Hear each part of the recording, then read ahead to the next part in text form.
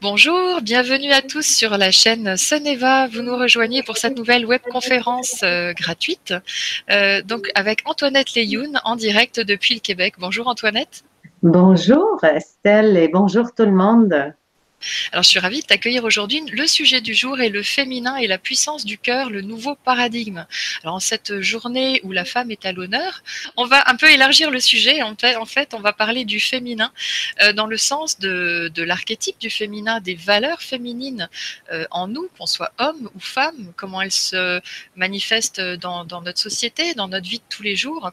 Et Antoinette est formée à la fois en psychologie, en coaching, elle est maître de yoga, elle a un parcours exceptionnel puisque on va en parler avec toi, hein, Antoinette. Je vais te laisser peut-être un petit peu parler de ton parcours en fait, puisque ça va nous expliquer aussi comment tu as développé cette puissance du cœur et ce féminin dans sa puissance, mais équilibré, qui permet de te réaliser et d'aider les autres à se réaliser aujourd'hui.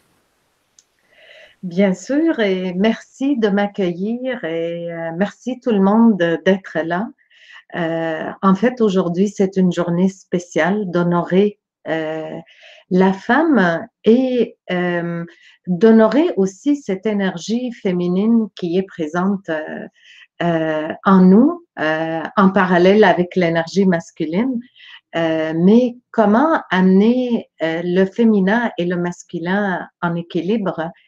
Et mon histoire de vie, c'est justement toute, ça a été vraiment le trajet qui m'a amené à me poser beaucoup de questions en lien, c'est quoi être une femme, comment prendre ma place, comment exister.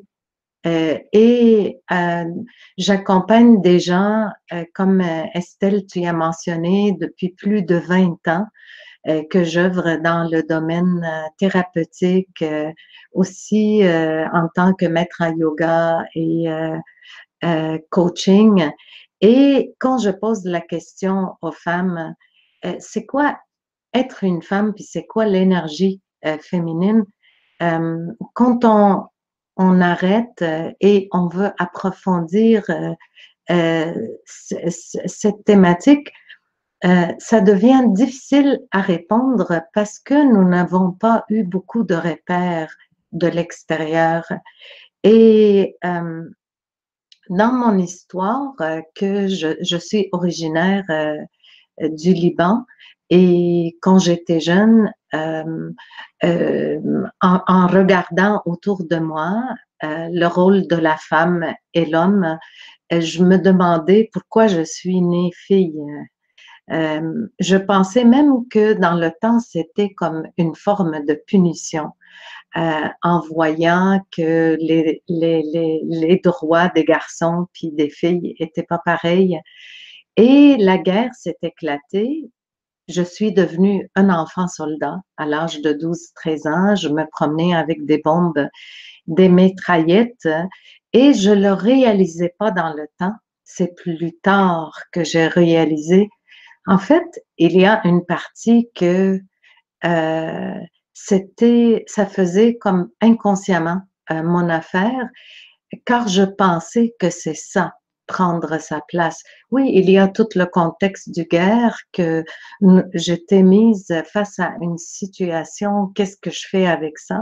Est-ce que je me cache ou je participe pour protéger les miens? Et c'est ça qui m'a amenée à être un enfant soldat. Puis mon énergie était vraiment une énergie très forte, que mon nom de soldat était feu de l'enfer. Imaginez, à l'âge de 12-13 ans. Et cette jeune fille qui a grandi par la suite, et quand j'ai débuté les études à l'université, j'ai commencé beaucoup à me poser les questions en lien avec l'être humain et en lien avec la femme. Et à ce moment-là, j'ai réalisé que prendre ma place en tant que femme, je la prenais comme dans un espace de lutte, à vouloir proclamer, à vouloir foncer. Est-ce qu'il y a parfois certains aspects positifs à ça, mais quand on regarde l'histoire de notre humanité, je pars un peu de mon histoire, mais mon histoire, elle peut être en lien avec l'histoire de notre humanité. Quand on regarde notre humanité, on voit vraiment que généralement, l'énergie féminine et masculine, c'est en déséquilibre. Le masculin qui est, oui, c'est une énergie qui a la vision, qui est d'aller de l'avant, en même temps qu'elle est en déséquilibre quand on tombe dans l'aspect de la domination, l'aspect de prendre du pouvoir au lieu d'être dans son pouvoir. Et l'énergie féminine, c'est une énergie qui est celle qui prend soin, celle qui est enveloppante, celle qui est beaucoup en lien avec nurturing, comme on dit l'expression en anglais, pas être la nourrice dans le sens nourrice, mais celle qui amène cet aspect de nourriture pas juste physique, C'est mais la matrice, en fait. C'est une matrice oui, qui est nourricière à la fois de projets, dans le sens de materner, mais aussi dans le sens créatif, en fait. exactement, Estelle.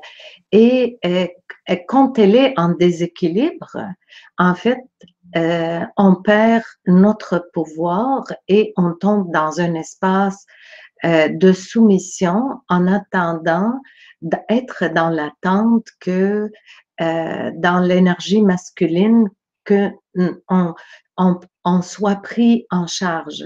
Alors, soit qu'on prend en charge en étant dans la nourrice, mais d'une façon déséquilibrée, et de l'autre côté, on peut attendre d'être pris en charge.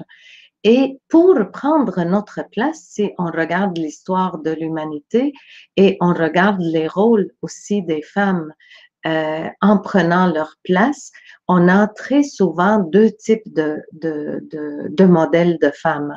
On a la femme qui prend sa place en prenant le rôle et l'énergie du masculin, comme on voit les femmes dans le domaine des affaires ou en politique, euh, euh, où la femme va prendre sa place en utilisant tous les atouts du corps et en même temps, on rentre en confusion avec nous-mêmes. On ne veut pas être vu dans la femme comme une forme d'objet, mais on utilise cette partie de nous, de notre féminité. Si on regarde beaucoup les personnes, les modèles vedettes de femmes, et même si on regarde la mode, on regarde tout l'aspect publicité, c'est beaucoup ça qui est communiqué. Alors, en tant que femme, quand on s'arrête, puis on se pose la question, mais c'est quoi être femme et c'est quoi réellement l'énergie féminine? Et même quand on se pose c'est quoi l'énergie féminine, dans le même sens, ça nous amène à se questionner aussi sur l'énergie masculine parce que nous avons les deux en nous et on voit qu'il y a beaucoup d'incompréhension et de confusion en lien avec prendre sa place, exister. En fait, prendre sa place, c'est être à sa place. Pour moi, l'énergie féminine, j'ai même pas besoin de me questionner sur ma place. J'ai ma place en tant que femme. En plus, avec mes origines de femme arabe, quand on parle des femmes qu'elles sont voilées ou les femmes qu'on fait la différence entre la femme qui est voilée puis la femme qui est libre et qui n'a pas de voile, moi, ça me fait toujours sourire parce que c'est pas parce que j'ai pas un voile physique que en tant que femme, j'ai pas de voile. Quand je travaille même avec les personnes en thérapie ou dans l'accompagnement à travers les ateliers, les formations que je donne et les cours, Je vois même les jeunes femmes d'aujourd'hui, des jeunes femmes québécoises ici et ailleurs aussi, que quand elles parlent de leur présence dans leur vie et leur rapport avec l'homme, ça m'arrive très souvent que je m'arrête et je demande à ces jeunes femmes, excuse-moi, mais c'est où ton voile? Alors, l'énergie féminine est en ce jour spécial, c'est de réaliser que on a un cadeau vraiment très précieux dans le corps de la femme, c'est donner la vie. La femme, ce privilège que nous avons de pouvoir porter la vie et donner la vie, et le lien le plus important avec nous-mêmes, c'est le lien avec le cœur. Et le lien avec le cœur ne veut pas dire se soumettre, ne veut pas dire accepter n'importe ce vient de l'extérieur. Je parle souvent d'être dans son cœur et avoir une colonne.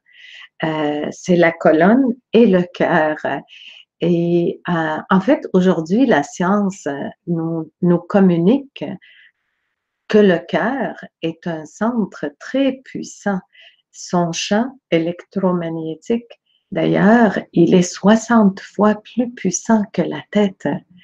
Et la différence, je dirais généralement, entre la femme et l'homme, généralement à cause de notre structure physique, à cause aussi de notre cycle menstruel qui nous amène dans le corps et notre capacité à enfanter, le cœur, il est plus sollicité dans le lien d'amour et dans l'ouverture du cœur.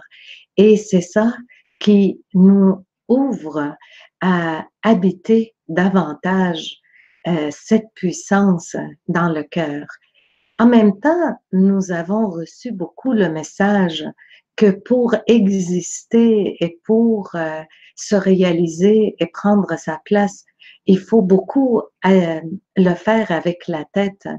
Et aujourd'hui, cette idée, elle n'est plus vraie parce que je suis formatrice aussi de l'Institut HeartMath et les études démontrent que en habitant le cœur, en étant vraiment dans le lien du cœur, ça nous amène à développer une intelligence et une intuition en lien avec nos décisions, nos choix de vie, et ça nous amène à rayonner également, attirer à nous la même vibration que nous portons dans notre cœur, et ça, c'est scientifique.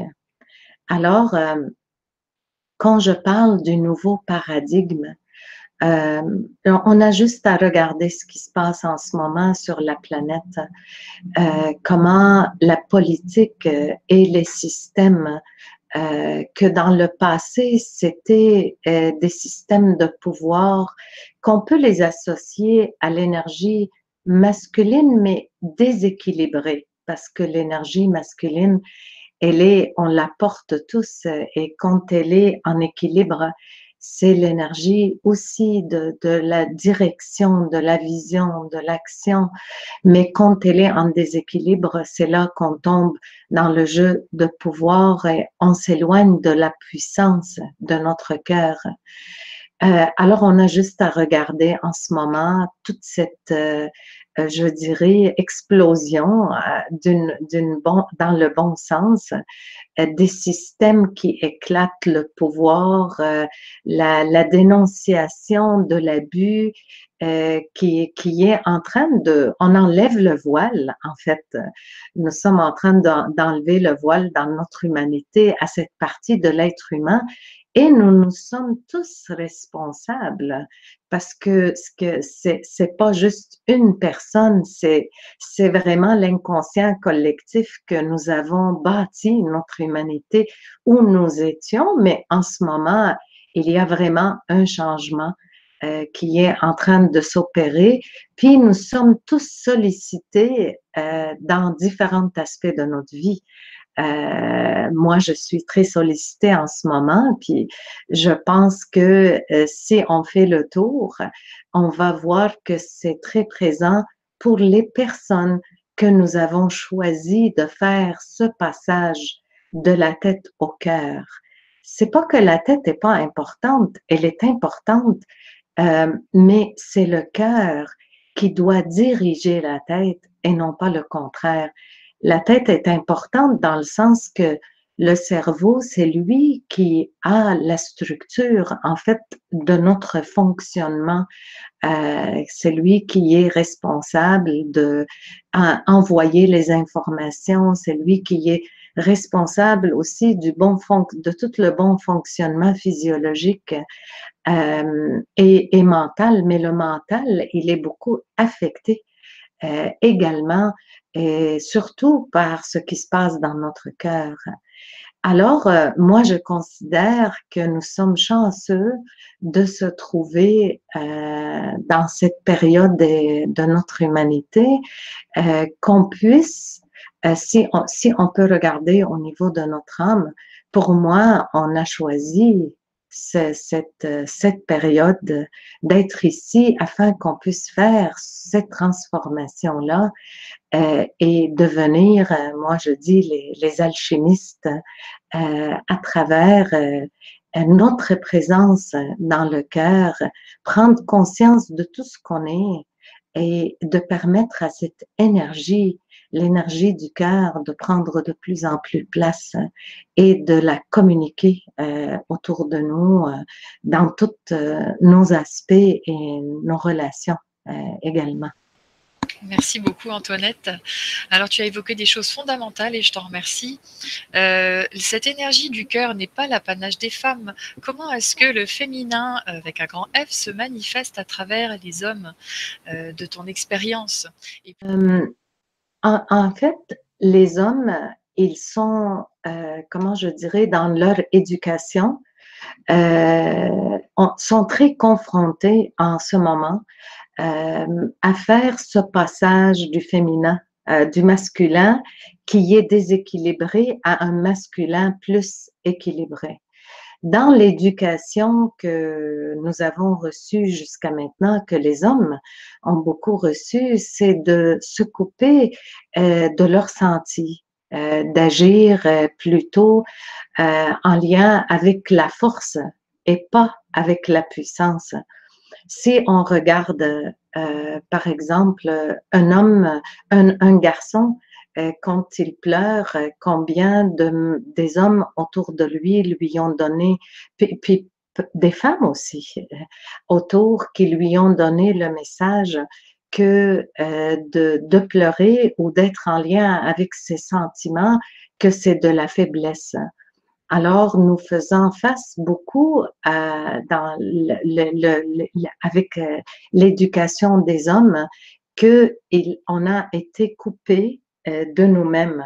Alors, quand le garçon, il contactait cette partie de lui au niveau du cœur, il recevait un regard de l'extérieur qui lui disait qu'il n'était pas bon, il n'était pas correct.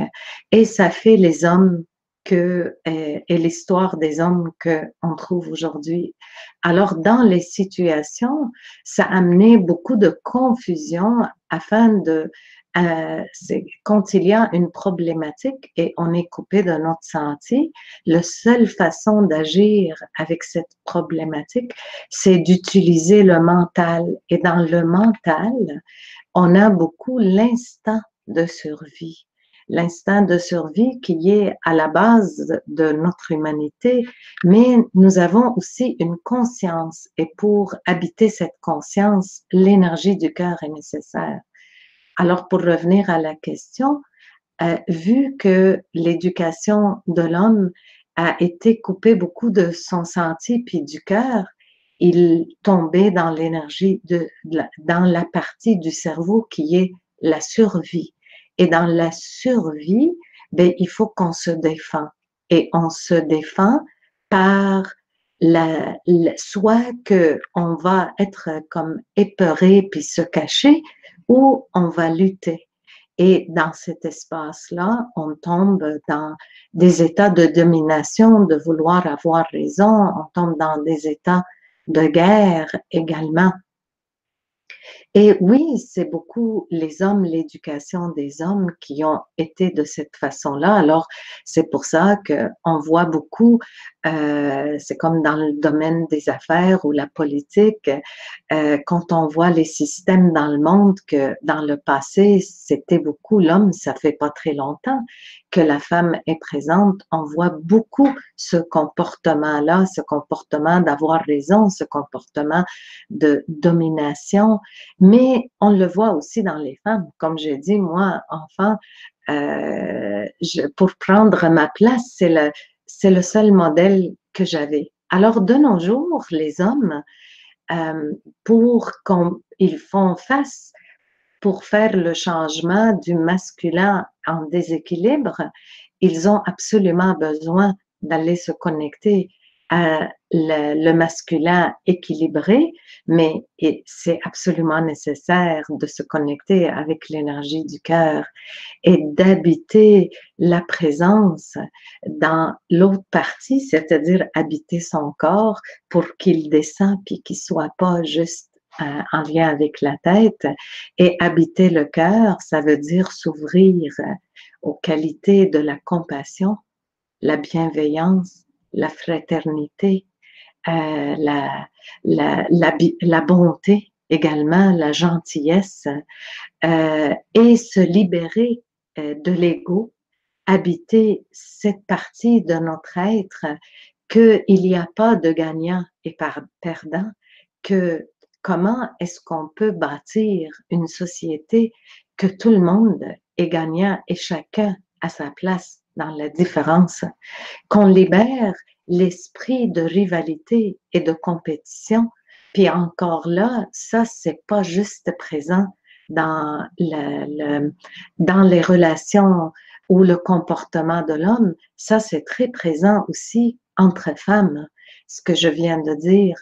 Alors, les qualités du féminin, c'est vraiment de libérer l'instinct de survie qui amène à la compétition, à la rivalité, à vouloir être le meilleur, sinon on n'a pas de place, à vouloir avoir raison et de retourner le regard vers soi, de voir comment moi je peux contribuer en étant moi-même et comment je peux contribuer aussi à ce que l'autre existe en même temps que moi. Vous savez, quand on regarde la nature, par exemple, un arbre ne se questionne pas que si l'autre arbre existe à côté, il va prendre ma place. Il y a juste la vie qui existe, il y a juste la vie qui s'épanouit. Et c'est ça les qualités du féminin. Et nous avons beaucoup d'intérêt en tant que femmes d'aller se regarder aussi dans ces aspects de nous-mêmes et de les cultiver afin qu'on soit dans notre puissance. Alors, autant les hommes que les femmes, de faire ce chemin vers son cœur.